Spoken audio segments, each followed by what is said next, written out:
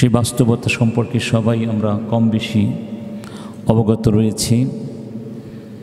পৃথিবী এখন একটা ভয়ানক যুদ্ধের দ্বার প্রান্তে এসে দাঁড়িয়েছে।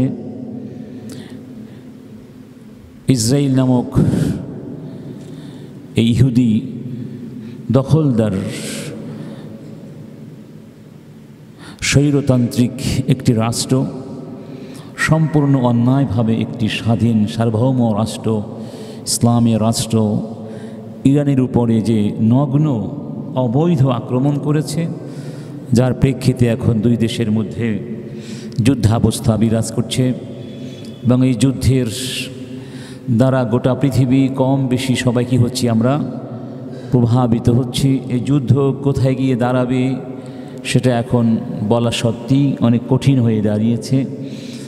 তো এই বাস্তবতা সামনে রেখে আমরা আজকে কিছু আলোচনা করতে চাই। আমাদের আজকের আলোচ্য বিষয় হচ্ছে আল কুওয়াতু ফিল ইসলাম। ইসলামের দৃষ্টিকোণ থেকে শক্তির উৎস, শক্তির উপায়, শক্তি অর্জনের গুরুত্ব এবং এর ফলাফলগুলো আমরা আলোচনা করব ইনশাআল্লাহ। কারণ গোটা পৃথিবীতে এখন চলছে মূলত শক্তির খেলা। কিসের খেলা? শক্তির খেলা। জোর যার মুল্লুক তার, এরকম একটি ধ্যান ধারণা নিয়েই এই পৃথিবীর বর্তমান মোড়লেরা দুর্বল দেশগুলোকে, বিশেষ করে মুসলিম রাষ্ট্রগুলোকে গোগ্রাসে খেয়ে ফেলবার দুঃসাহস দেখাচ্ছে।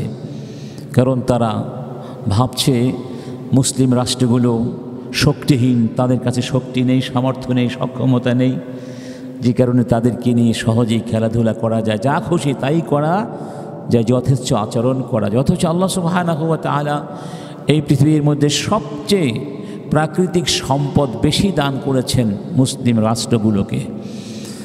বলা হয়ে থাকে আমাদের কাছে 60% অর্থাৎ প্রাকৃতিক সম্পদের 60% আল্লাহ পাক মুসলমানদের কাছে দান করেছেন। প্রত্যেক 4 জনে 1 জন মুসলিম পৃথিবীর বুকে। তাহলে আমরা কোনো দিক থেকেই কিন্তু পেছনে থাকার আমাদের কথা ছিল না, কিন্তু আমরা আজকে পৃথিবীতে অনেক পিছিয়ে আছি। এর কারণ হচ্ছে এই শক্তির খেলায় আমরা সক্ষমতা অর্জন করতে পারিনি। কেন পারিনি? কারণ আমরা এর গুরুত্ব অনুধাবন করতে পারিনি। সম্মানিত উপস্থিতি, আল্লাহ সুবহানাহু ওয়া তাআলা বলছেন ইন্নাল্লাহা হুয়াল কাওয়িয়্যু যুল কুওয়াতিল মাতিন, ইন্নাল্লাহা হুয়ার রাজ্জাকু যুল কুওয়াতিল মাতিন। যে নিশ্চয়ই আল্লাহ হলেন রাজ্জাক, এই মহাবিশ্বের রিজিক কে দান করেন? আল্লাহ। এবং তিনি মহান শক্তির অধিকারী। ইন্নাল্লাহা হুয়ার রাজ্জাকু যুল কুওয়াতিল মাতিন, তিনি এমন শক্তির অধিকারী যেই শক্তি কেউ নস্যাৎ করে দিতে পারে না। সুবহানাল্লাহ। তো আল্লাহ সুবহানাহু ওয়া তাআলা তিনি দুর্বল নন, তিনি হলেন কি? শক্তিশালী, সবার চেয়ে শক্তিশালী। সমস্ত শক্তির উৎসকে আল্লাহ সুবহানাহু ওয়া তাআলা। তো আল্লাহ যদি শক্তিশালী হয়ে থাকেন, সর্বশক্তিমান, যাকে আমরা বিশ্বাস করি, তাহলে আমরা বিশ্বাসীরা কি দুর্বল হতে পারি? কি বলেন? আচ্ছা, যেই ফেরেশতার মাধ্যমে আল্লাহ সুবহানাহু ওয়া তাআলা কুরআনুল কারীম নাজিল করেছেন, অর্থাৎ জিবরাইল আলাইহিস সালাম, তিনি মনে হয় খুব দুর্বল ছিলেন নাকি? তিনিও দুর্বল ছিলেন না, তিনি ফেরেশতাদের মধ্যে সবচেয়ে শক্তিশালী। আল্লাহ পাক বলছেন যী কুওয়াতিন ইনদা যিল আরশি মাকিন। সুবহানাল্লাহ। যী কুওয়া, তিনি ভয়াবহ শক্তির অধিকারী। আমাদের নবী মুহাম্মাদুন সাল্লাল্লাহু আলাইহি ওয়াসাল্লাম দুর্বল ছিলেন? কাপুরুষ ছিলেন? ভীতু ছিলেন? না। সুবহানাল্লাহ। সাহাবায়ে কেরাম কাপুরুষ ছিলেন? ভীতু ছিলেন? তাহলে আমরা এমন নবীর উম্মত যিনি মানব জাতির মধ্যে সবচেয়ে সাহসী ব্যক্তি, যিনি হাদিসে বলা হয়েছে কানা আশজা আন্নাস, তিনি সবচেয়ে সাহসী মানুষ ছিলেন। সুবহানাল্লাহ বলবো না? আমাদের পূর্বসূরীরাও সাহসী ছিলেন, তারা দিক থেকে দিগন্তর ইসলামের বিজয়ের পতাকা বহন করে নিয়েছিলেন। অতএব সেই নবীর উম্মত হয়ে আমরা তো দুর্বল হতে পারি না, কিন্তু আমাদের অবস্থা থেকে মনে হয় আমরা বিশ্বাস করে নিয়েছি দুর্বলতাই মনে হয় বড় ইবাদত, দুর্বলতাই সবচেয়ে বড় পরহেজগারির বহিঃপ্রকাশ। কোনোদিন তা ছিল না, দুর্বলতা পরহেজগারির বহিঃপ্রকাশ নয়। রাসূল করিম সাল্লাল্লাহু আলাইহি ওয়াসাল্লাম এই জন্য বলেছেন, আল মুমিনুল কাওয়ি খায়রুন ওয়া আহাব্বু ইলাল্লাহ মিনাল মুমিনিদ দাঈফ। অর্থাৎ শক্তিশালী মুমিন আল্লাহর কাছে অধিক প্রিয়, অধিক শ্রেষ্ঠ দুর্বল মুমিনের চেয়ে। ওফি কুল্লিন খাইর, দুইয়ের মধ্যেই কল্যাণ আছে, তবে আল্লাহর কাছে দুর্বল ইমানদার বেশি পছন্দের নয়। বেশি পছন্দের হলেন কে? আল মুমিন আল কাওয়ি। কওয়া মানে শক্তি, এখান থেকে যার মধ্যে কুওয়াত আছে তাকে বলা হয় আল কাওয়ি। কি বলা হয়? আল কাওয়ি। এজন্য কোরআনের অন্য আয়াতে বলা হয়েছে, ইন্না খায়রা মান ইস্তাআজারতা আল কাওয়িয়ুল আমিন। অর্থাৎ যাদেরকে দিয়ে কাজ করানো যায়, যাদেরকে দায়িত্ব দেওয়া যায়, কোনো দায়িত্বে নিয়োগ বা নিয়োজিত করা হয়, তাদের মধ্যে শ্রেষ্ঠ হলো যাদের ভেতরে দুটো গুণ আছে, একটি হলো শক্তি আর একটি হলো আমানতদারিতা। একটার নাম কি? শক্তি, জ্ঞানের শক্তি, দৈহিক শক্তি, বস্তুগত শক্তি, আধ্যাত্মিক শক্তি, সব শক্তি এর মধ্যে অন্তর্ভুক্ত করে দেওয়া হয়েছে। তাহলে কি বুঝলাম? মুমিন কখনো দুর্বল হয় না, হওয়া উচিত নয়। মুমিন হবে কি? শক্তিশালী। উম্মাহ হবে কি? শক্তিশালী। কারণ হচ্ছে, ধরুন এই গ্রামের পাশে আরেকটা গ্রাম আছে, সেই গ্রামের মানুষগুলো সন্ত্রাসী, ডাকাত, দুর্নীতিবাজ, মাস্তান। তো ওই গ্রামের সন্ত্রাসীদের হাত থেকে এই গ্রামের লোকেরা যদি বাঁচতে চায়, তাহলে তাদের সন্ত্রাস রুখে দেওয়ার মতো ক্ষমতা থাকতে হবে না? হবে কি না? থাকতে হবে।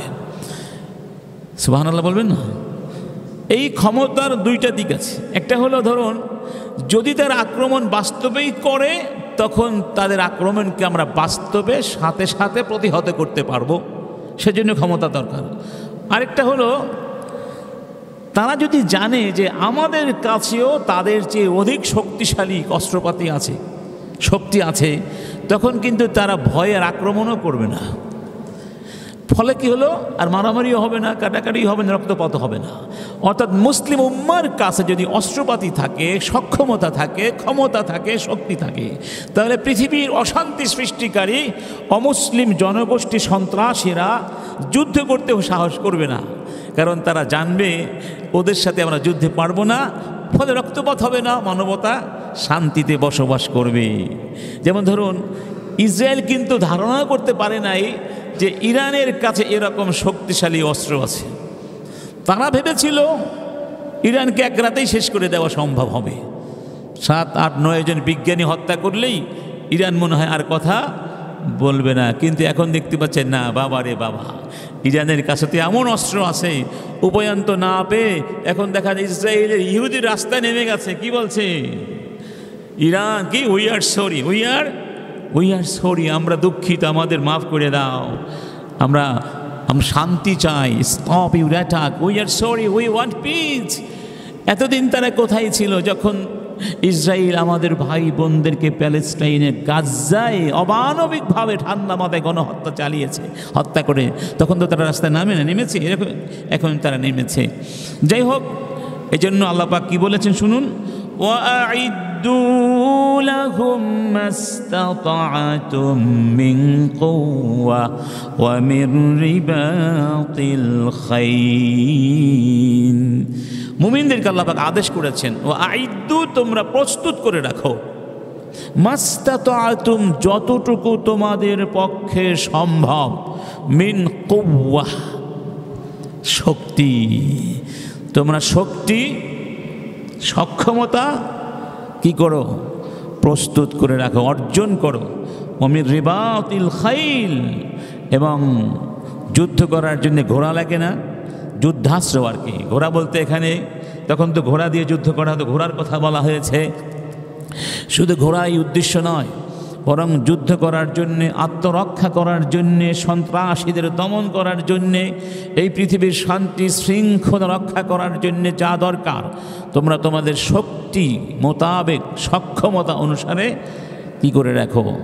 এগুলো সামরিক শক্তি, আত্মরক্ষার শক্তি অর্জন করো। তুরহিবুনা বিহি আদুওয়াল্লাহ, এই শক্তির মাধ্যমে তোমরা আল্লাহর দুশমনদেরকে ভীত সন্ত্রস্ত করে রাখবে, অর্থাৎ তারা ভয়ে থাকবে, তারা আর তোমাদের বিরুদ্ধে আক্রমণ করবার সাহস করবে না। ও আদুওয়াকুম, এবং তোমাদের শত্রুদেরকেও তোমরা সতর্ক করে দিবে, সাবধান করে দিবে, তাদের মধ্যে ভীতি সৃষ্টি করে রাখবে। ও আখারিনা মিন দুনিহিম, আরও কিছু শত্রু আছে, লা তা'লামুনাহুম, তাদেরকে তোমরা চিনো না। আল্লাহু ইয়া'লামুহুম, আল্লাহ তাদেরকে চিনেন। তার শত্রু কিছু আছে কি শনাক্ত করা যায়, দেখা যায়, দৃশ্যমান, আবার কিছু শত্রু আছে অদৃশ্যমান, আছে নাকি নাই? যেমন ধরুন মুনাফিক, যেমন কি আমাদের সমাজেই দেখবেন অনেক মুসলমান আছে, মানে মুসলমান বলতে নামে মুসলিম, চেহারাও আমাদের মতো, গায়ের বর্ণ আমাদের মতো, ভাষাও আমাদের মতো, কিন্তু ভেতরে ভেতরে তারা আমাদের লোক নয়। এই দেশে বসবাস করে, এই দেশের মাটি, বাতাস, পানি, রিজিক তারা কি করে, ব্যবহার করে, কিন্তু কথা বলে কাদের ভাষায়? শত্রুদের ভাষায়, অমুসলিমদের ভাষায়, আছে নাকি নাই? এরা গুপ্ত, এরা হলো সুপ্ত গুপ্ত বর্ণচোরা। এরা কি, আমরা হয়তো অনেক সময় তাদের চিনি না, কিন্তু আল্লাহ পাক তাদেরকে চিনেন।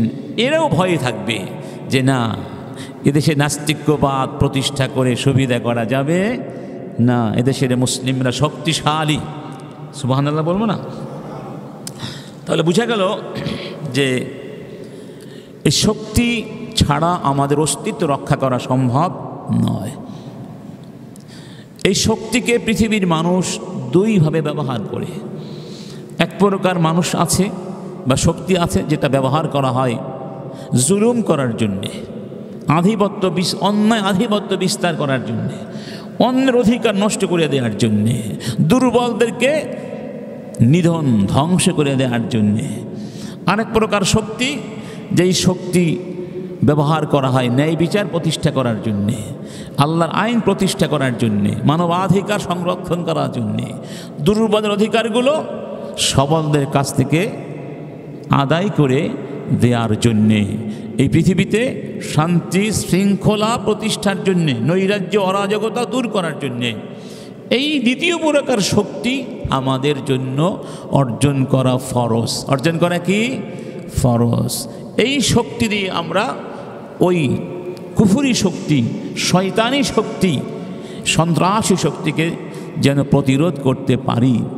যেই দিন থেকে আমরা শুধুমাত্র নামাজ, রোজা, এই কিছু দুই একটা ইবাদত নিয়ে মনে করেছি আমরা বড় মুসলিম হয়ে গিয়েছি, সমাজ ভাবনা আমাদের নেই, রাষ্ট্র ভাবনা নেই, উম্মার ব্যাপারে আমাদের কোনো চিন্তা চেতনা নেই, এই উম্মাহকে একটি বিজয়ী জাতি হিসাবে দেখার স্বপ্ন যেদিন থেকে আমরা ভুলে গিয়েছি, যেই দিন থেকে আমাদের জাতি হিসাবে, উম্মাহ হিসাবে স্বকীয়তা এবং স্বাতন্ত্র বোধ নষ্ট হয়ে গিয়েছে, সেই দিন থেকে আমরা শক্তিহীন হয়ে পড়েছি।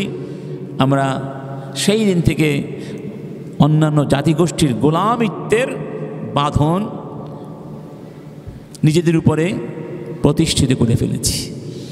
এই গোলামিত্বের বাঁধন ছিঁড়ে দিতে হবে, গোলামিত্বের শিকল ভেঙে খান খান করে দিতে হবে। সাহাবীদের মতো মাথা উঁচু করে বলতে হবে রব্বুনাল্লাহ। কি বলতে হবে?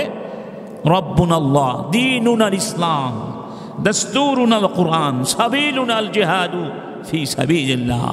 আমাদের রবকে আল্লাহ, আমাদের দস্তুর, আমাদের সংবিধান কি কোরআন, আমাদের নেতাকে মুহাম্মাদুন রাসূলুল্লাহ, আমাদের পথ কি আল জিহাদু ফি সাবিলিল্লাহ। এরকম শক্তি আত্মবিশ্বাস অর্জন করতে হবে, নইলে আমাদের অস্তিত্ব পৃথিবীর বুকে থাকবে না। ধরুন ইসরায়েল যদি ইরানকে ধ্বংস করে দিতে পারে, ইসরায়েলকে বসে থাকবে? ইসরায়েল তো হচ্ছে ইউরোপ আমেরিকার একটা পোষা কুকুর বা তাদের বলতে পারেন অস্ত্র ঘাঁটি। ইসরায়েল ইউরোপ আমেরিকা ছাড়া এক মুহূর্ত টিকে থাকার কোনো ক্ষমতা রাখে? তাহলে তারা কি চায়? ইসরায়েলকে দিয়ে গোটা মুসলিম বিশ্বকে একটা একটা করে ধরবে, একটা একটা করে।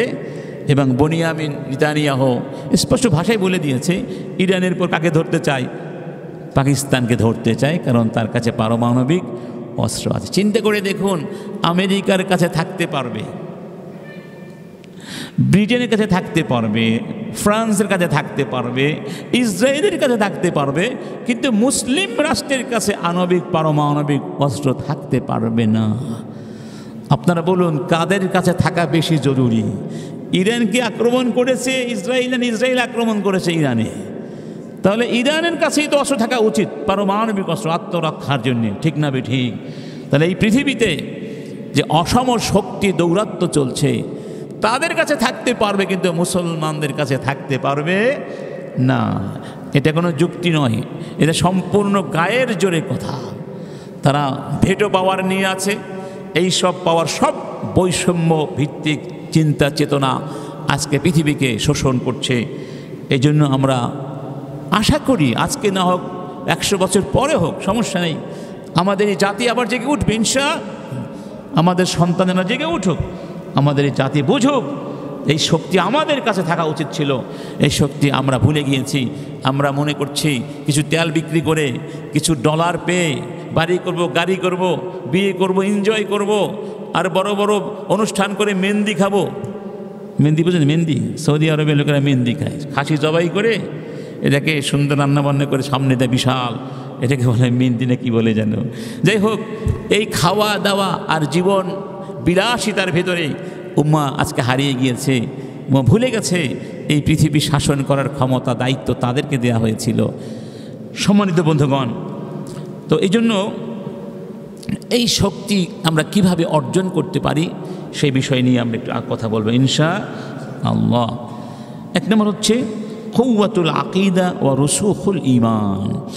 মুসলিম উম্মার শক্তির অন্যতম উৎস, অন্যতম উপাদান হচ্ছে বিশ্বাসের শক্তি এবং ঈমানের দৃঢ়তা। ঈমানের দৃঢ়তা অর্থাৎ একজন মুসলিম যদি বিশ্বাস করে সত্যিকার অর্থেই আল্লাহ আছেন, তিনি মহাবিশ্বের মালিক, তিনি সমস্ত ক্ষমতার মালিক, তিনি মহাবিশ্বের ব্যবস্থাপক, তিনি আমাদেরকে যে জীবন ব্যবস্থা দিয়েছেন তা সত্য, তার মধ্যে কোনো সন্দেহ নাই, তিনি একমাত্র প্রতিপালক গোটা পৃথিবীর, শুধুমাত্র দাসত্ব তার জন্যে হওয়া দরকার। ঈমানের যে দাবিগুলো আছে, যে মৌলিকত্বগুলো আছে, সত্যিকার অর্থে একজন মুমিনের ভেতরে যদি ঈমানের এই চেতনা, এই দোতনা, এই বিশ্বাস, এই শক্তি, এই অনুভূতি সৃষ্টি হয়, তখন সে শক্তিশালী হয়ে যায়। কি হয়ে যায়? প্রচণ্ড শক্তিশালী হয়ে যায়। সে যখন কথা বলে আত্মবিশ্বাস নিয়ে কথা বলে, তার কথার মধ্যে কোনো দ্বিধা থাকে না, দ্বন্দ্ব থাকে না। সে যখন কোনো আমল করে, সে আমলের উপরে সে অবিচল থাকে, কারণ সে বিশ্বাস করে আমলটি সত্য আমল। সে যখন কোনো কাজ করার মনস্থ করে, তখন তার উদ্দেশ্য হয় নিখুঁত এবং সঠিক। তার মানে এটা হচ্ছে ঈমান থেকে উৎসারিত শক্তি, কারণ সে ইসলামটা গ্রহণ করেছে শক্তির সাথে, শক্তভাবে। সে ইসলাম গ্রহণ করেছে শক্তভাবে, ইসলাম শিখেছে শক্তভাবে, ইসলামের দিকে মানুষকে আহ্বান করছে শক্তভাবে। তার মধ্যে বহুমাত্রিক শক্তি সৃষ্টি হয়ে যায়। এই জন্য আল্লাহ পাক বলছেন, খুযু মা আতাইনাকুম বিকুওয়া, খুযু মানে গ্রহণ করো, মা যা কিছু, আতাইনাকুম আমি তোমাদেরকে দিয়েছি, বিকুওয়া কুওয়াতের সাথে। সুবহানাল্লাহ। আল্লাহ কি দিয়েছেন? আল্লাহ ওহী পাঠিয়েছেন, ইসলাম দিয়েছেন, কোরআন দিয়েছেন, হাদিস দিয়েছেন রাসূলের মাধ্যমে। এই সব কিছু কে দিয়েছেন? আল্লাহ বলছেন খুযু ধরো, মা আতাইনাকুম যা তোমাদেরকে দিয়েছি, বিকুওয়াতিন শক্তভাবে ধরো। সুবহানাল্লাহ। তার মানে আমার শিক্ষা যদি শক্তভাবে ধরো, কুওয়াতের সাথে ধরো, তাহলে তোমাদের মধ্যে শক্তি সৃষ্টি হবে। ওই শক্তির সামনে পারমাণবিক বোমা এক সময় অকেজো হয়ে যাবে ইনশা। অন্য আয়াতে বলা হয়েছে ইয়া ইয়াহইয়া খুযিল কিতাবা বিকুওয়া। ইয়াহইয়া একজন নবী ছিলেন, সেই নবীকে আল্লাহ বলছেন, হে ইয়াহইয়া খুয ধরো, আল কিতাবা আমার কিতাবকে, বিকুওয়া শক্তিশালী মানে শক্তভাবে ধরো, শক্তি নিয়ে ধরো। সুবহানাল্লাহ। ধরুন আপনি একটা কূপের মধ্যে পড়ে গেলেন, গভীর কূপের তলদেশে পড়ে গেলেন, উপর থেকে কেউ একটা শক্তিশালী দড়ি নিচে ফেলে দিল। আপনি যদি ওই দড়িটি শক্তভাবে ধরতে পারেন, আর উপর থেকে যেই ব্যক্তি দড়ি ফেলেছে শক্তভাবে টেনে উপরে উঠাতে পারে, তাহলে আপনি রক্ষা পাবেন কি না? আর যদি আপনি ধরার ক্ষেত্রে অমনোযোগী হন, পড়ে যাবেন, ধ্বংস হয়ে যাবেন। ঠিক তাই আল্লাহ সে কথাই বলছেন যে আমি যে কোরআন পাঠিয়েছি এটা একটা দড়ির মতো, আমি উপর থেকে দড়িটা ফেলে দিয়েছি, তোমাদের বাঁচার একটা অবলম্বন। ফামান ইসতামসাকা বিল উরওয়াতিল উসকা লান ফিসামা লাহা, এই দড়ি যারা ধরবে শক্ত করে, এই দড়ি ছিঁড়বে না, ছিঁড়ে দেওয়ার কোনো সম্ভাবনা নাই। আমিও শক্তভাবে তাদেরকে জাহান্নাম থেকে মুক্ত করে দেব। মানে এই পৃথিবী তো একটা জাহান্নামের মতোই, ঠিক না? এই পৃথিবী একটা বিপদ সংকুল জায়গা, মুমিনের জন্য বিপদ সংকুল জায়গা। ওই অন্ধকার কূপের মতোই একটা বিপদ সংকুল জায়গা।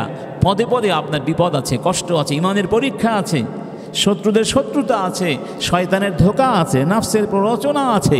এই সব কিছু বাঁচতে হলে, এই সব কিছু থেকে বাঁচতে হলে একটা দড়ি ধরতে হবে। এই জন্য আল্লাহ বলছেন আমার কিতাবটা শক্ত করে ধরো। শক্ত করে ধরো মানে শুধু নামাজের ক্ষেত্রে ধরলে হবে না, রোজার ক্ষেত্রে ধরলেই হবে না, হজের ক্ষেত্রে ধরলেই হবে না, জীবনের প্রতিটি ক্ষেত্রে ধরতে হবে। কার কিতাব? কেমন করে? শক্ত করে। সুবহানাল্লাহ। এই কিতাব বিরোধী যা কিছু আছে সেগুলো ছেড়ে দিয়ে এটাকে ধরাই তো হলো শক্ত করে ধরা।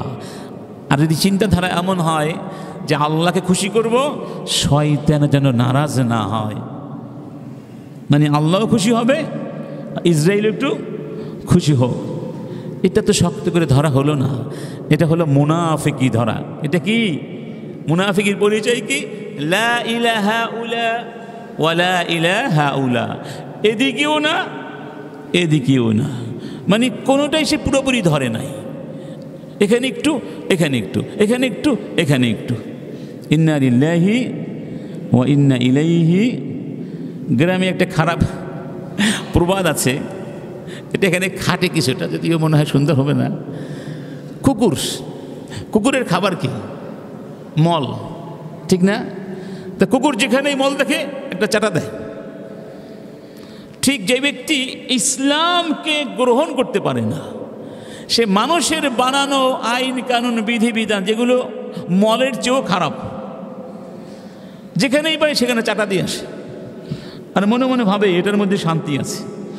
আসলে কোথাও শান্তি নাই। এই জন্য আমরা সবসময় বলি যে কোরআন পরিপন্থী যা আছে এগুলোকে ছুঁড়ে মারতে হবে, এগুলো ফেলে দিতে হবে, নইলে যতই কান্নাকাটি আমরা করি আমরা শক্তিশালী হতে পারবো না।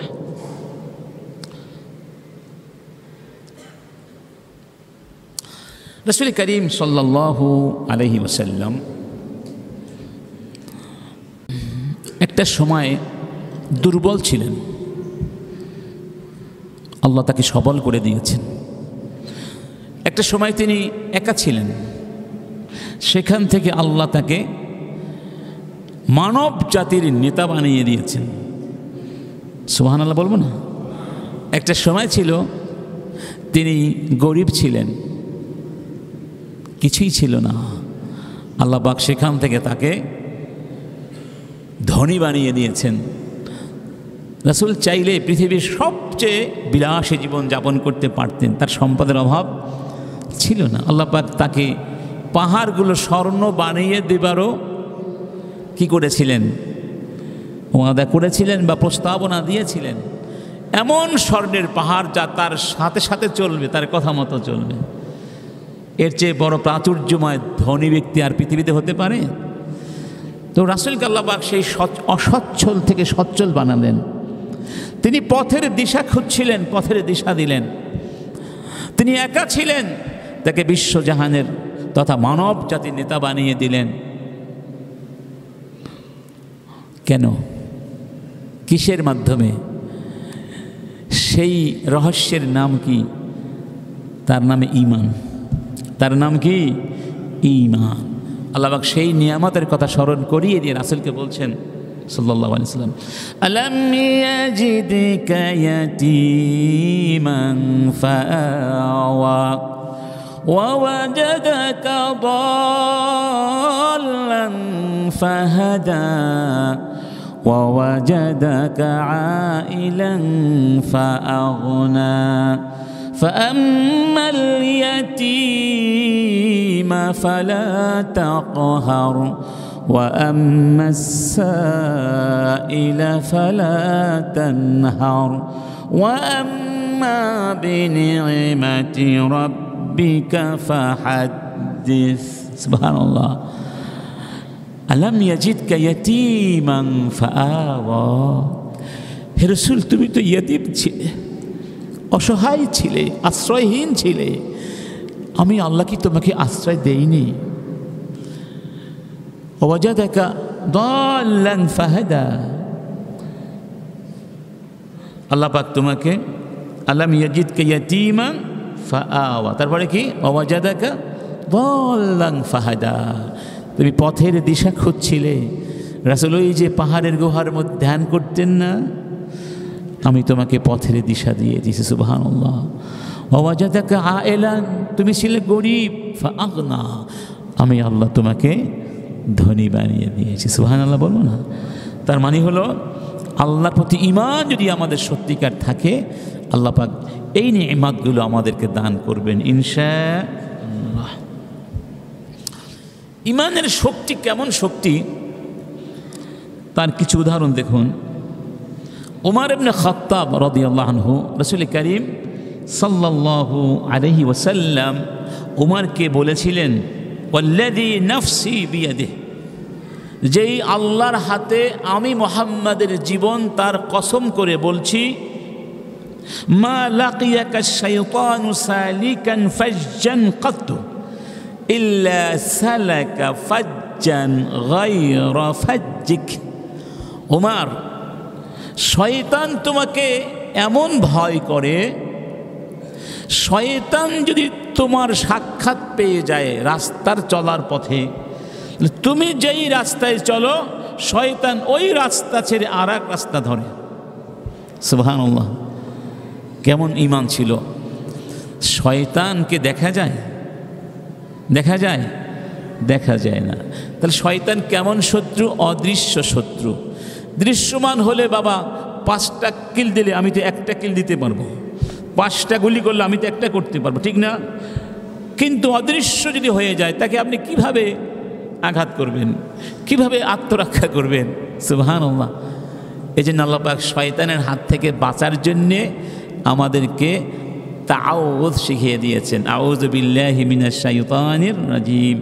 ঈমান, এই ঈমান এমন শক্তি সৃষ্টি করে অদৃশ্য দুশমন পর্যন্ত আপনাকে দেখে পালিয়ে যাবে, যার বাস্তব উদাহরণ হচ্ছেন ওমর ইবনে খাত্তাব রাদিয়াল্লাহু আনহু।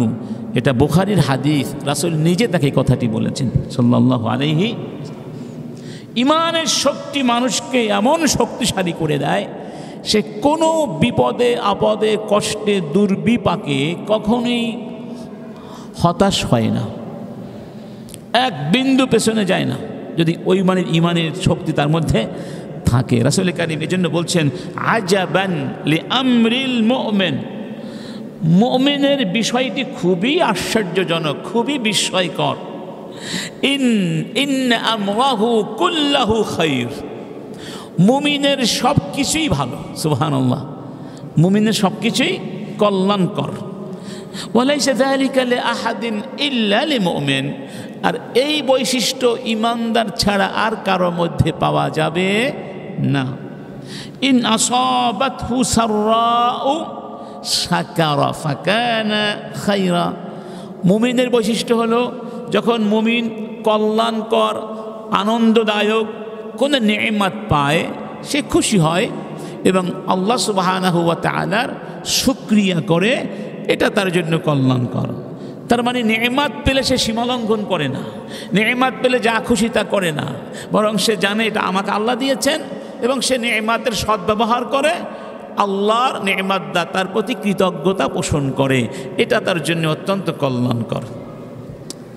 ওয়া ইন আসাবাতহু দাররাউ, সুখের দিনে শুকরিয়া করা সহজ, অনেকটা সহজ, কিন্তু বিপদে পড়ে ধৈর্য ধারণ করা তত সহজ নয়। ওয়া ইন আসাবাতহু দাররাউ সাবারা, মুমিনের বৈশিষ্ট্য হলো মুমিন যদি বিপদে পড়ে যায়, কষ্টে পড়ে যায়, কোনো দুর্বিপাকে পড়ে যায়, যেমন যুদ্ধের মধ্যে পড়ে গেল, অভাবের মধ্যে পড়ে গেল, দুর্ভিক্ষের ভেতরে পড়ে গেল, ভয় ভীতির মধ্যে পড়ে গেল, শত্রুতার কবলে পড়ে গেল, সাবারা, তখন সে সবর করে, ফাকানা খায়রাল্লাহ, এটার মধ্যেও তার কল্যাণ, শুকরিয়ার মধ্যেও কল্যাণ, সবরের মধ্যেও কল্যাণ, দুই অবস্থাতেই সে কল্যাণের মধ্যে থাকে। মানুষের জীবন তো সুখ আর দুঃখের মধ্যেই ঘুরপাক খায়, ঠিক না বে ঠিক? অর্থাৎ সুদিনেও সে ভালো, দুর্দিনেও সে ভালো। তাহলে ইমানকে বলা হয়েছে দুইটা অবস্থার মধ্যে থাকে, একটার নাম শুকরিয়া আর একটার নাম সবর। আল ঈমানু মা বাইনা শুকরি ওয়াস সবর, অর্ধেক শুকর অর্ধেক সবর। এই জন্য সিয়ামকে বলা হয়েছে নিসফুল ইমান বা নিসফুল ইমান, ইমানের অর্ধেক কি সিয়াম, এই অর্থেই বলা হয়েছে। যাই হোক, অতএব আমরা এই শক্তি অর্জন করব কিসের থেকে? ইমান থেকে। ইমানকে দোদুল্যমান রাখা যাবে না, 100% বিশ্বাস ধারণ করতে পারলে আমাদের শক্তির উৎসারিত হবে, উৎসের মুখ খুলে যাবে। আরেকটা হাদিসের মধ্যে রাসূল কারীম মুমিনের শক্তির রহস্য উদ্ঘাটন করেছেন। রহস্য বলা হয় যেটা মানুষের কাছে অজানা, সেটা হলো কি রহস্য, গোপনীয়। কিন্তু এই রহস্য নেই, এই রহস্যকে রাসূল উদ্ঘাটন করে দিয়েছেন। রাসূল কারীম বলছেন, এক সাহাবীর নাম ছিল আব্দুল্লাহ বিন আব্বাস রাদিয়াল্লাহু আনহুমা, ছোট্ট সাহাবী, কিশোর সাহাবী। তাকে বললেন, ইয়া গুলাম উআল্লিমুকা কালিমাত, হে বৎস, আমি তোমাকে কয়েকটি কথা শিখিয়ে দেব। এই ছোটো ছোটো বাচ্চাগুলো আছে, এরকম বয়স ছিল ইবনে আব্বাসের। রাসূলের সাথে একই বাহনে আরোহণ করেছিলেন, রাসূল সামনে ছিলেন, তিনি পেছনে বসেছিলেন। রাসূল সেই ছোট্ট বাচ্চাকে বলছে, গোলাম, আমি কিছু কথা তোমাকে বলবো, তুমি মনে রেখো। সুবহানাল্লাহ, রাসূলের মতো ব্যক্তিত্ব, তার পেছনে ছোট্ট একটা গোলাম বসে আছে, এটা দ্বারা অনেক কিছুই বোঝা যায়। তিনি এই বাচ্চাদেরকে কত আদর করতেন, কিভাবে লালন পালন করতেন, কিভাবে শিক্ষা দিতেন, প্রতিপালন করতেন, প্রশিক্ষণ দিতেন। এবং ওই ছোট্ট বাচ্চাকে বলছেন, তোমাকে আমি কিছু কথা শিখিয়ে দেব। তাহলে বাচ্চাটাকে তিনি কত মূল্যায়ন করলেন, কত সম্মান করলেন এবং তাকে দায়িত্বশীল বানিয়ে দিলেন, যেটা তোমাকে দায়িত্ব দিয়ে দিলাম, তুমি এটা মনে রেখো। কি বললেন? ইদা সাআলতা ফাসআলিল্লাহ ওয়া ইদা ইসতাআনতা ফাস্তাইন বিল্লাহ, ইহফাজিল্লাহ ইয়াহফাজকা, ইহফাজিল্লাহ ইয়াহফাজকা, তুমি আল্লাহকে হেফাজত করো, আল্লাহ তোমাকে হেফাজত করবেন। এটা হলো শাব্দিক অর্থ। আল্লাহ রাব্বুল আলামিন কি আমাদের মুখাপেক্ষী নাকি তিনি আমাদেরকে হেফাজত করেন? ফাল্লাহু খায়রুন হাফিযা ওয়া হুয়া আরহামুর রাহিমিন। এর অর্থ হচ্ছে আল্লাহর দ্বীনকে যদি তুমি হেফাজত করতে পারো, অর্থাৎ যত্নশীল হতে পারো আল্লাহর দ্বীন পরিপালনের ব্যাপারে, আল্লাহ তোমাকে হেফাজত করবেন। সুবহানাল্লাহ। ইহফাজিল্লাহ তাজিদহু তুজাহাক। তুমি আল্লাহর দ্বীনকে হেফাজত করো, ইমানকে হেফাজত করো, বিশ্বাসকে হেফাজত করো, নামাজকে হেফাজত করো, গোটা ইসলামকে মেনে নাও সুন্দরভাবে, তাহলে যখনই আল্লাহকে ডাক দিবে তুমি আল্লাহকে তোমার কাছে পাবে। তাজিদহু তুজাহাকা, তাকে তোমার দিকেই পাবে। সুবহানাল্লাহ। ওয়া ইযা সাআলতা ফাসআলিল্লাহ। হে বৎস, যখন তুমি কিছু চাইবে আল্লাহর কাছে চাইবে। সুবহানাল্লাহ। ওয়া ইযা ইসতাআনতা ফাস্তাইন বিল্লাহ। আর যখন তুমি ইস্তিআনা চাইবে, ইয়্যাকা না'বুদু ওয়া ইয়্যাকা নাস্তাঈন। ইস্তিআনা মানে সাহায্য প্রার্থনা করা। তখন তুমি কার কাছে সাহায্য চাইবে? আল্লাহর কাছে সাহায্য চাইবে, কোনো কবরের কাছে নয়, ব্যক্তির কাছে নয়। কার কাছে?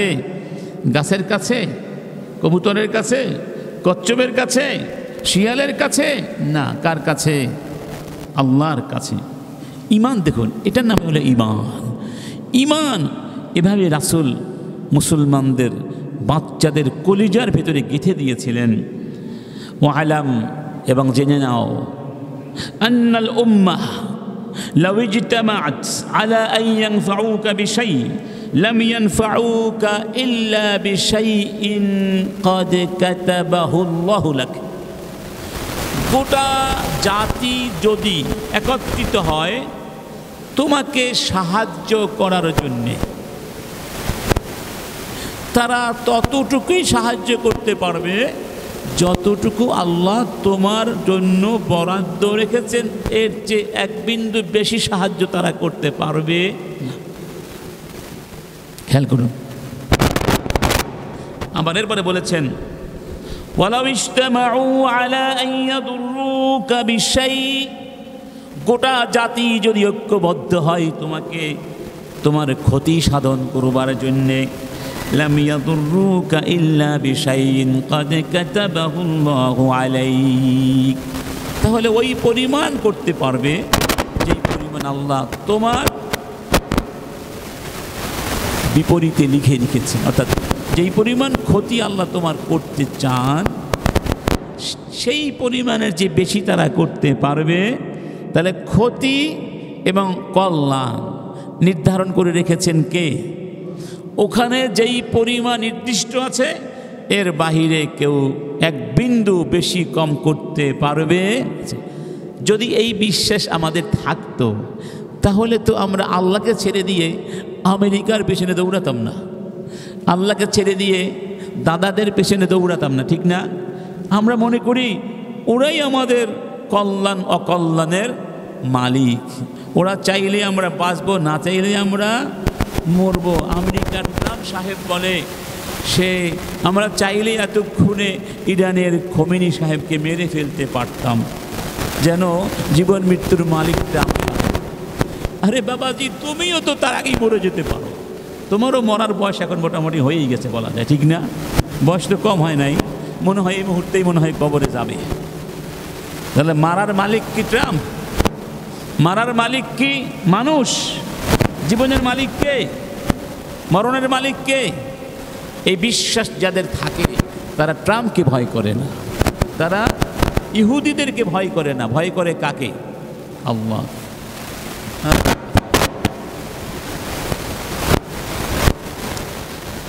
আল্লাহ। রুফিআতিল আকলাম ওয়া জাফফাতিস সুহুফ। রাসূল বলেছেন বহু বচন আকলাম,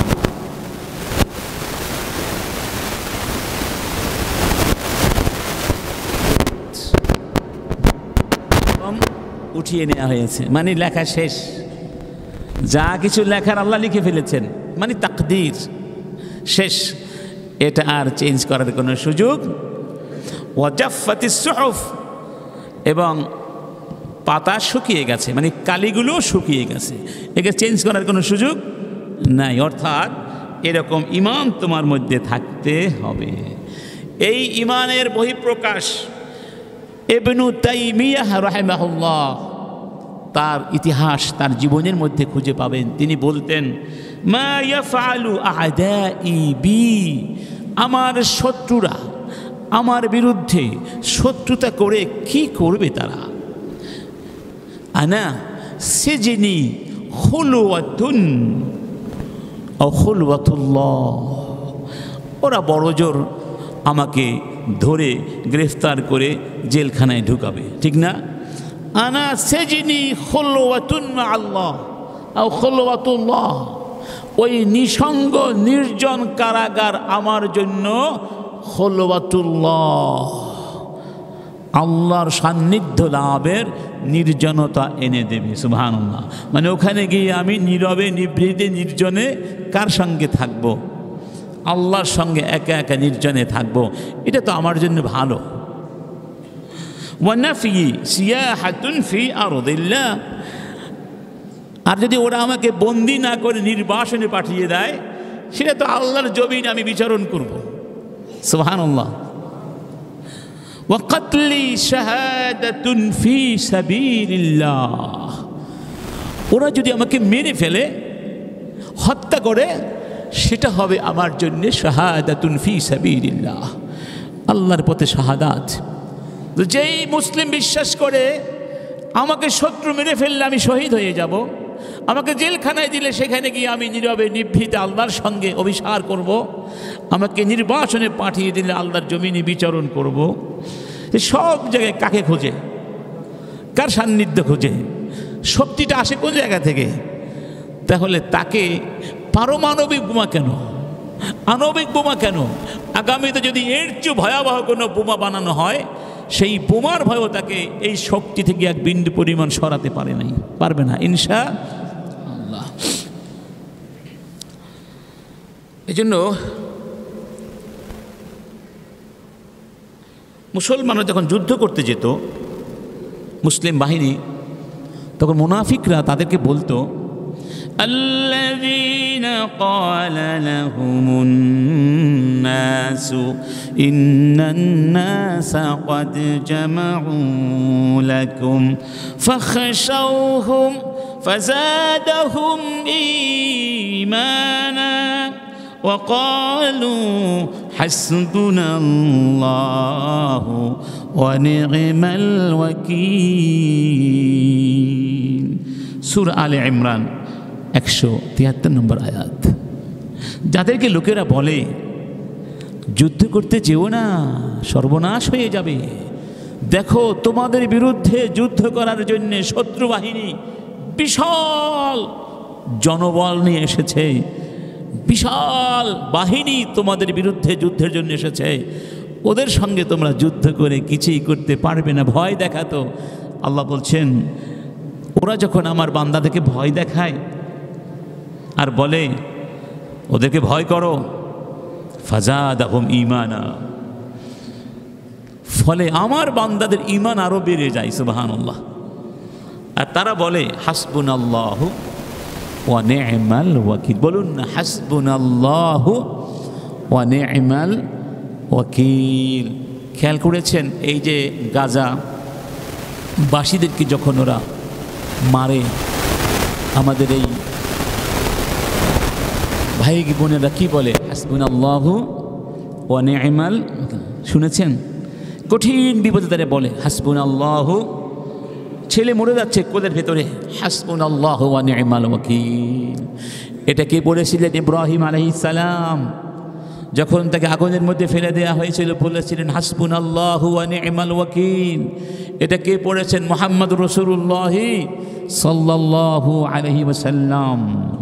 ওরা প্যালেস্টাইনে গাজায় যে দৃশ্যপট এনেছিল, আজকে ইসরায়েলের মধ্যে একই দৃশ্যপট আছে না? কি বলেন, আছে? আছে। অতএব আল্লাহ রাব্বুল আলামিন সুযোগ দেন, কিন্তু উদাসীন নন, মনে রাখবেন, উদাসীন নন। আল্লাহ ঠিকই ধরবেন, সময় মতো ধরবেন ইনশাআল্লাহ। এই জালেম ইহুদিদের অস্তিত্ব জমিন থেকে একদিন 100% মিটে যাবে, যাবেই যাবে, কোনো সন্দেহ নাই। রাসূল বলেছেন আজকে হোক কালকে হোক এই জমিনে কোনো ইহুদি থাকবে না, জমিনের বুকে ইহুদি শূন্য পৃথিবী হবে। এবং সেই বাস্তবতা যাতে করে পৃথিবীতে প্রতিষ্ঠিত হয় সেজন্য আমাদের কিন্তু কাজ করতে হবে, ঠিক না বেঠি আমার বন্ধুগণ? যাই হোক, ঈমান এই শক্তি নিয়ে আমরা কথা বলছিলাম। সূরা আল আনফালের ভেতরে ঈমানী শক্তি তথা তাওহীদি শক্তিকে প্রতিষ্ঠিত করা হয়েছে। ঈমানের মৌল নীতিমালা নিয়ে এই সূরায় আলোচনা করা হয়েছে এবং ঈমান আর তাওহীদের 3টি মূল উপাদান সূরা আনফালের মধ্যে উল্লেখ করা হয়েছে। কয়টি উপাদান? 3টি। এই 3টি বলে আজকে শেষ করব। 1 নম্বর, আল্লাহ নাবতাগি গায়রাল্লাহি রাব্বা। ঈমানের একটি উপাদান হলো আল্লাহ নাবতাগি গায়রাল্লাহি রাব্বা, ছাড়া আর কোনো রব অন্বেষণ করা যাবে না। মুমিনের স্লোগান রব্বুনা আল্লাহ, বলুন রব্বুনা আল্লাহ। দুনিয়া থেকে কবর পর্যন্ত, কবরে কি বলা হবে? মান রব্বুকা। সেখানে গিয়ে বলতে হবে রব্বি আল্লাহ। রব্বুনা মানে আমাদের, বহু বচন, রব্বুনা আল্লাহ। বলুন রব্বুনা আল্লাহ। রব্বুল আলামিন বলছেন আল্লাযীনা উখরিজু মিন দিয়ারিহিম বিগাইরি হাক্কিন ইল্লা আন ইয়াকুলু রাব্বুনা আল্লাহ। মক্কা থেকে সাহাবায়ে কেরামদেরকে বের করে দেয়া হয়েছিল, তাদেরকে নিজের মাতৃভূমি থেকে চলে যেতে বাধ্য করা হয়েছিল, হিজরত করে মদিনায় যেতে বাধ্য করা হয়েছিল। বাড়ি ঘর বাস্তু ভিটা আত্মীয় স্বজন সহায় সম্পদ সব ফেলে শূন্য হাতে তারা ঈমান নিয়ে মদিনায় চলে গিয়েছিলেন। অপরাধটা কি ছিল? আল্লাহ বলছেন তাদের কোনো অপরাধ ছিল না, শুধু তারা এই কথাই বলেছিল রব্বুনা আল্লাহ। কি বলেছিল? রব্বুনা আল্লাহ। এই কথা বলার কারণে তাদেরকে বাড়িঘর থেকে বের করে দেয়া হয়েছিল। সেই বাড়িঘর কি ফিরে সাহাবায়ে কেরাম আবার ফিরে পান নাই নাকি আরও বেশি পেয়েছেন? সেই মক্কায় তারা আবার ফিরে আসেন নাই, বিজয় হয়ে আসেন নাই, বিজয়ী হয়ে এসেছিলেন।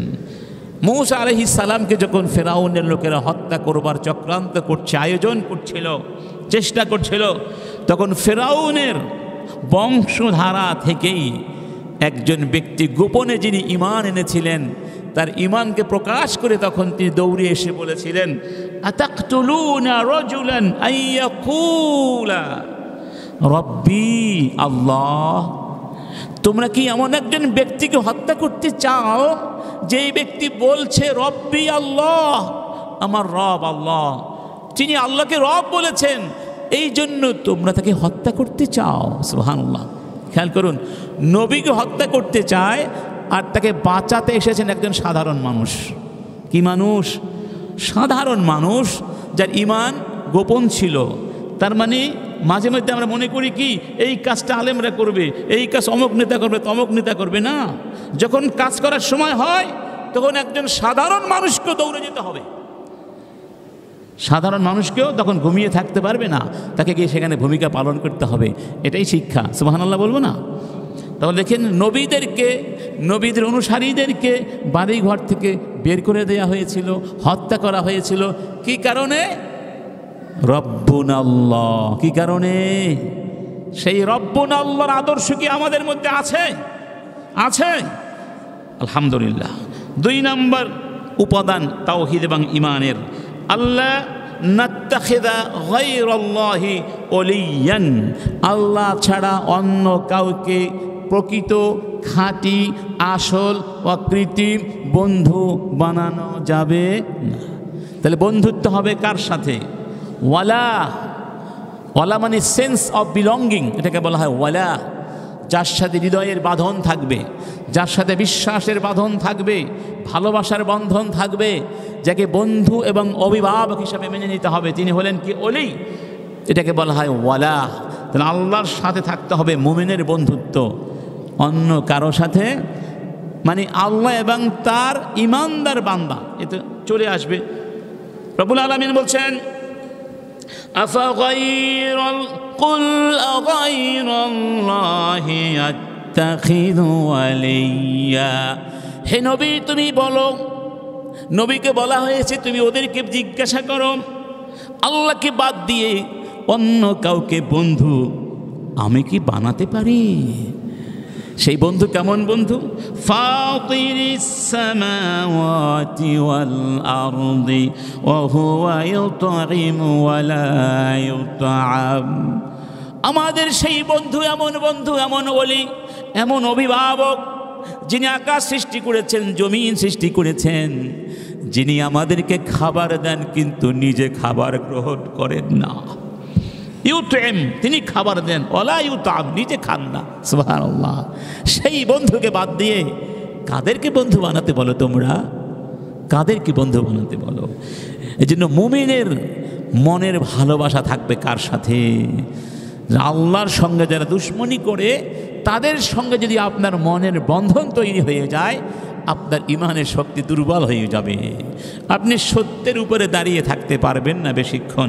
এই জন্য আল্লাহ পাক বলছেন ইন্নামা ওয়ালিয়ুকুমুল্লাহু, শুধুমাত্র একমাত্র তোমাদের বন্ধু হলেন আল্লাহ, ওয়া রাসূলুহু, এবং তার রাসূল, ওয়াল্লাযীনা আমানু, এবং যারা ঈমান এনেছে তারাই তোমাদের বন্ধু, তারাই তোমাদের জন্য কল্যাণ কামনা করে, তাদের সঙ্গে তোমাদের উঠা বসা করা উচিত, দহরম মহরম থাকা উচিত।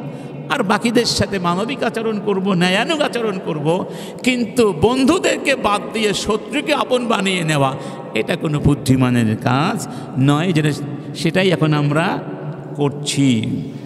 যেমন ধরুন এই যে ইসরায়েল আক্রমণ করলো গাজাকে, কত মাস ধরে এককভাবে গাজাকে জ্বালিয়ে পুড়িয়ে ছাই করলো, বোম্বিং করে মাটির সাথে মিশিয়ে দিল। এতগুলো আরব রাষ্ট্র কোনো কথা বলেছে? এতগুলো মুসলিম রাষ্ট্রে কোনো কার্যকর প্রতিবাদ করেছে? কেন? এটা করলেই তো আমেরিকা অখুশি হয়ে যাবে, ঠিক না? ইসরায়েল কষ্ট পাবে, ইসরায়েল কষ্ট পেলে গদি চলে যাবে। তাহলে বন্ধু বানালো কাকে? মুমিনদেরকে না কাফেরদেরকে? কাফেরদেরকে বন্ধু বানায়, মিলিয়ন বিলিয়ন ডলার দিয়ে বিমান কিনে দেয়, মিলিয়ন বিলিয়ন ডলার দিয়ে তাদেরকে আহ্বান করে, আমন্ত্রণ করে, জামাই আদর করে উপরৌখন দেওয়া হয়। আর ওই দিকে মুসলমানদেরকে হত্যা করা হয়। এই ভারতে যখন মুসলমানদেরকে কচুকাটা করা হয়, তখন এমিরেতের সরকার মোদিকে নিয়ে কি করে? পুরস্কার দেয় নাই? দিয়েছে কি না? এটাই হলো আজকের মুসলমানদের বাস্তবতা। এই জন্যই আজকে আমাদের এই অবস্থা চলছে। তো আল্লাহ পাক বলছেন তোমাদের বন্ধু হলো আল্লাহ, তার রাসূল এবং ঈমানদার। কোন ঈমানদার? তাদেরও পরিচয় দেওয়া হয়েছে, ওয়াল্লাযীনা আমানুল্লাযীনা ইউকিমুনাস সালাতা ওয়া ইউতুনাজ যাকাতা ওয়া হুম রাকিউন। শুধুমাত্র যারা নামে মুমিন তারা নয়, যারা নামাজ কায়েম করে, যাকাত আদায় করে, আমার সামনে যারা রুকুতে অবনত হয়, মাথা নিচু করে দেয়, ওই মুমিনরাই তোমাদের বন্ধু। এই জমিনে নামাজ প্রতিষ্ঠা করা, যাকাত প্রতিষ্ঠা করার জন্যে একটা ইসলামী রাষ্ট্র দরকার আছে নাকি নাই? রাষ্ট্র ছাড়া কিন্তু নামাজ বলুন, যাকাত বলুন পরিপূর্ণভাবে প্রতিষ্ঠা করা সম্ভব নয়। এরপরে বলছেন ওয়ামান ইয়াতাওয়াল্লাল্লাহা ওয়া রাসূলাহু ওয়াল্লাযীনা আমানু, যারা বন্ধুত্ব করলো আল্লাহর সাথে, রাসূলের সাথে, এবং যারা ঈমান এনেছে তাদের সাথে, ফাইন্না হিজবাল্লাহি হুমুল গালিবুন, মানে এরা হলো আল্লাহর দল, আর আল্লাহর দল অবশ্যই বিজয়ী হবেই হবে,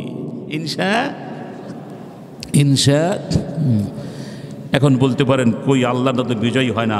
এ কথা বলা মানে হলো আপনার ইমান ঠিক নেই। ইমান কি নাই? আল্লাহ বলছেন আমার দল বিজয়ী হবে, আর আপনি বলছেন কই বিজয় তো হয় না, আপনার ইমান ঠিক নেই।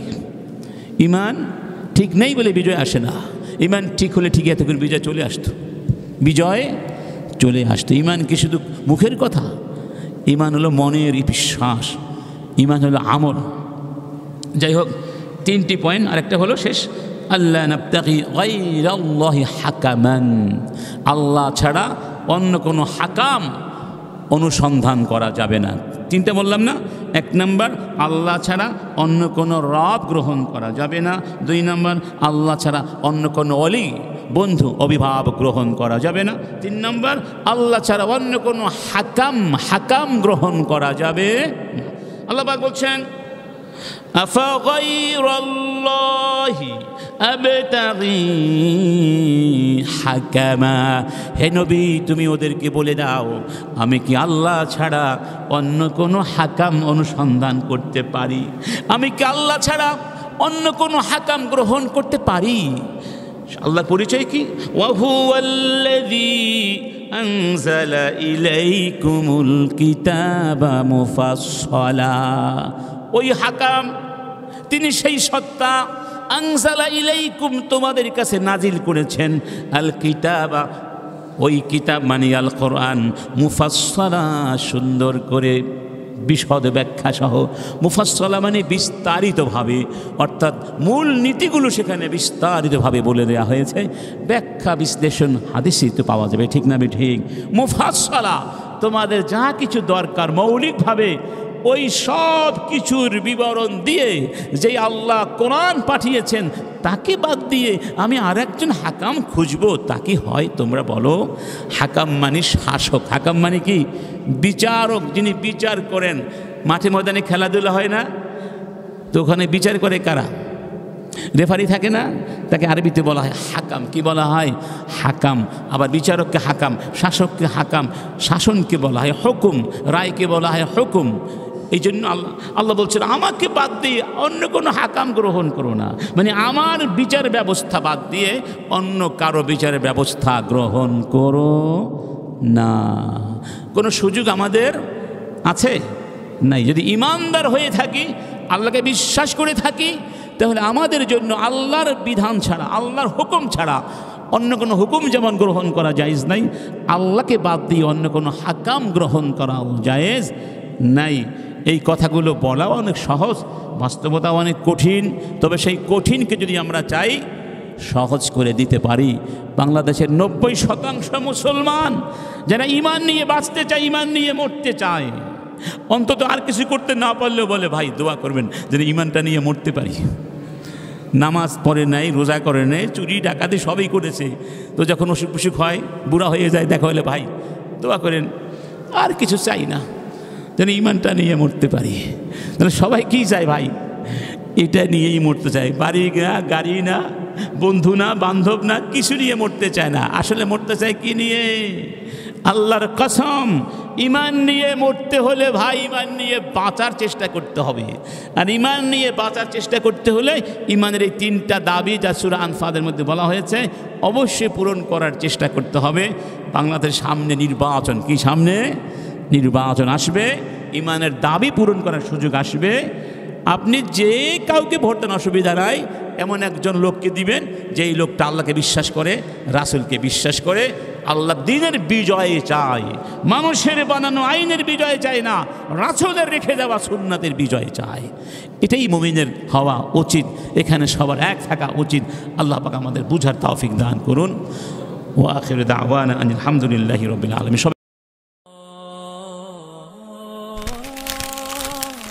আইসিল মিডিয়া, সত্য ও দিন প্রচারের লক্ষ্যে।